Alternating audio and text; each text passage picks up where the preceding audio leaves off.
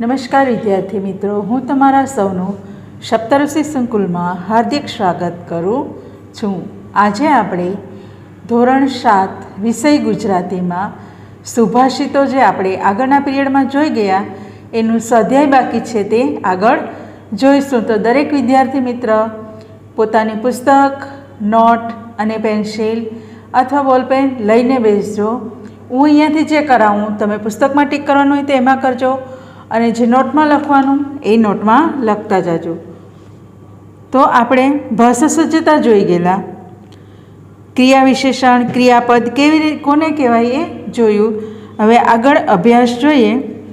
નીચેના પ્રશ્નના ઉત્તર માટે આપેલા વિકલ્પોમાંથી સાચો ઉત્તર શોધીને તેનો ક્રમ અક્ષર પ્રશ્ન સામેના ખાનામાં લખો. તો પહેલું છે રા વી પાઠકનું દખલું નામ. ક શેષ, ખ દ્વિરેફ, ગ સુંદરમ કે ઘ માત્રી. તો ઉત્તર આવશે ક શેષ.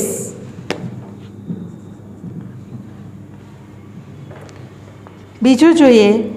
અહીં મંજિલ એટલે ક માળ, ખ મજલો, ગ રસ્તો કે ઘ ધ્યેય. તો ઉત્તર આવશે મંજિલ એટલે રસ્તો, ગ.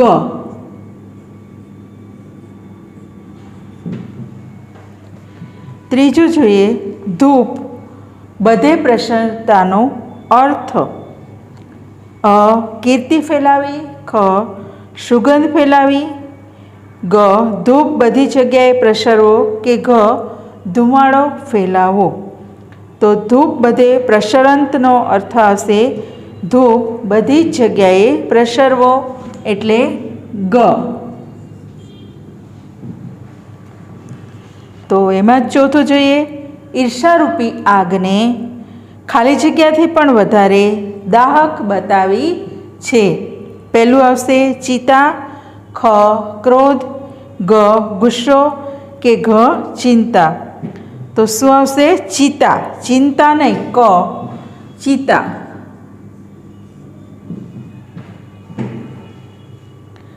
હવે આપણે પ્રશ્ન 2 જોઈએ. નીચેના દરેક પ્રશ્નના એક એક વાક્યમાં ઉત્તર આપો. કવિ કેવા સૂરવીરને શાબાશી આપે છે? તો ઉત્તર લખીશું જે દાન આપવામાં, સંઘર્ષનો સામનો કરવામાં અલ્પવિરામ કરજો, તેમજ જગતની નિંદા સહન કરવામાં એકલો રહે તેવા શૂરવીરને કવિ શાબાશી આપે છે. બીજું જોઈએ. સાચો દાતા કોણ છે? તો ઉત્તર લખીએ જે દાન આપતી વખતે ક્યારેય યાચકની જાત જોતો નથી તે જ સાચો દાતા છે. ત્રીજું. ડાળીઓ ક્યારે નમી જાય છે? તો ઉત્તર લખીએ જ્યારે ડાળીઓ પર ફળ બેસે ત્યારે ડાળીઓ નમી જાય છે. ચોથું. જગતમાં કઈ આગ ઠારવાથી બમણી થાય છે? તો ઉત્તર લખીએ જગતમાં ઈર્ષાની આગ ઠારવાથી પણ બમણી થાય છે. હવે સ્વાધ્યાયના પ્રશ્ન જોઈશું. તો નીચેના પ્રશ્નના ઉત્તરો લખો. કવિના મતે પ્રશ્ન 1. ઉદ્યમી માણસ કેવો હોય છે? ઉદ્યમી એટલે સખત મહેનત કરનારો માણસ. તો ઉત્તર લખીશું પહેલું કવિના મતે ક્યારે હાથની રેખાઓ જે જોતો નથી એને સખત મહેનત કરતો રહે છે તેવો માણસ ઉદ્યમી કહેવાય છે. પ્રશ્ન 2 લખીએ. અગરબત્તીની જેમ અન્યના જીવનને સુવાસિત કરવા તમે શું શું કરી શકો? તો ઉત્તર લખીએ કે અગરબત્તી પોતે બળીને વાતાવરણમાં સુવાસ ફેલાવે છે. એ જ રીતે અન્યના જીવનનું કલ્યાણ કરવા માટે જે બલિદાન આપવું પડે તે હું આપીશ. બીજાના આંસુ લૂછવામાં, બીજાના દુઃખ કે વેદના દૂર કરવામાં જ હું ધન્યતાનો અનુભવ કરીશ. ત્રીજું લખીએ સંત અને અગરબત્તીનો મહિમા શા માટે ગવાયો છે? તો ઉત્તર લખજો સંત અને અગરબત્તીનો મહિમા કરતા સુભાષિતોમાં કહેવાયું છે કે જગતમાં કોઈ ખૂણે પોતે બળીને બધે સુગંધ ફેલાવનારા અગરબત્તી અને બીજો સંત બે જ જન્મ્યા છે. કવિ નમેલી ડાળીઓ દ્વારા શું સૂચવે છે?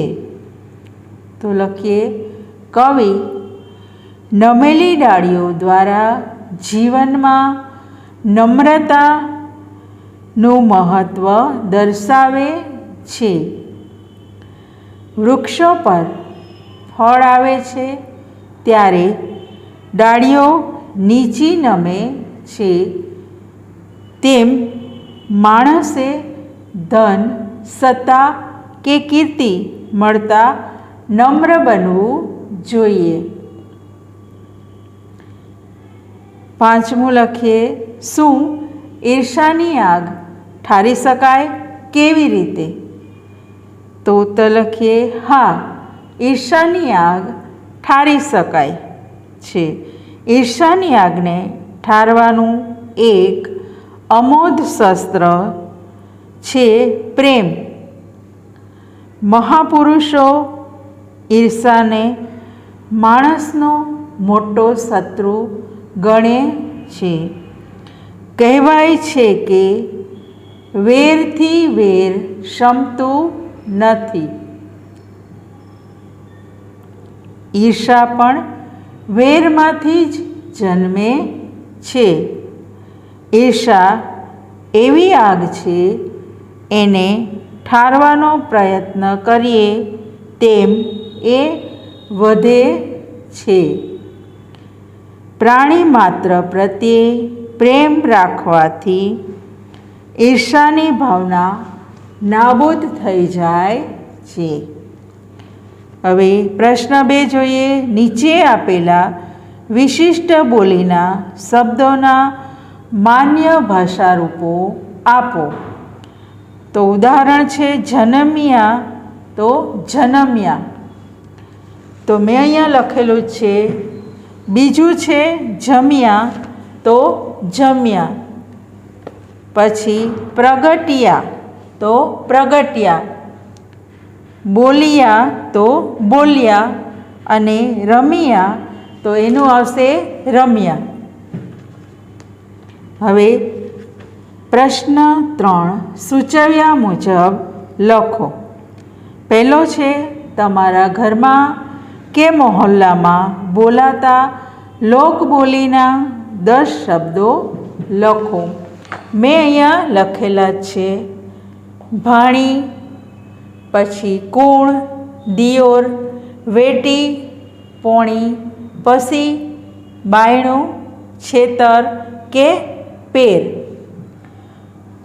તો એના હવે આ શબ્દો માટેના માન્ય શબ્દો તમારા શિક્ષક પાસેથી જાણીને લખો.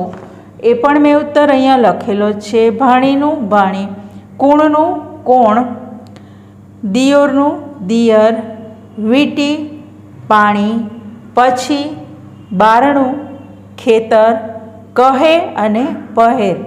આ એના માન્ય શબ્દો છે.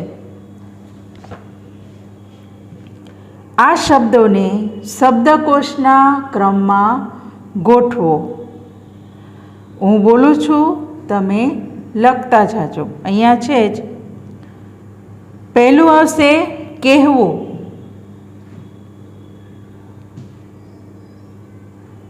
બીજું આવશે કોણ. પછી આવશે ખેતર, દિયર. પછી પહેરવું, પાણી, બારણું, ભાણી અને વીંટી. આ શબ્દોનો વાક્યમાં પ્રયોગ કરો. તો હું બોલું છું, તમે લખતા જશો.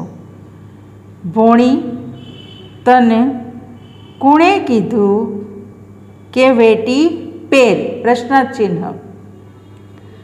જા તારા દિયોરને કે પોણી લાવ. પછી બાયણું ખોલ, ન ઝટ ખેતરમાં જા. પ્રશ્ન 4. નીચેના વાક્યોમાંથી ક્રિયા વિશેષણ ઓળખીને અલગ લખો. પ્રશ્ન 1 છે માલા સરસ લખ. તો ક્રિયા વિશેષણ કયું આવશે? સરસ. મેં અહીંયા લખેલું છે, તમારે સ્ક્રીનશોટ પાડવો હોય તો પણ પાડી શકો છો. બીજું આવશે પછી તેઓ હળવેકથી બોલ્યા. તો પછી અને હળવેકથી એની નીચે અંડરલાઈન કરો, એ ક્રિયા વિશેષણ છે. ફૂલ ઝાડ પર એ અખોટ વહાલ વરસાવે છે. તો ત્રીજામાં આવશે અખોટ અને વહાલ. ચોથું જોઈએ, ભારતી અત્યારે હસે છે. તો શું આવશે? અત્યારે. એની નીચે અંડરલાઈન કરો, એ છે ક્રિયા વિશેષણ. પાંચમો છે મિત્તલ આંગણામાં રમે છે. તો ઉત્તર આવશે આંગણામાં. વિદ્યાર્થી મિત્રો, અહીંયા સુભાષિતોનું આપણું સ્વાધ્યાય પૂર્ણ થાય છે. હવે એના પછીના પીરિયડમાં આપણે પુનરાવર્તન જોઈશું. ત્યાં સુધી અસ્તુ. જય હિન્દ, જય ભારત.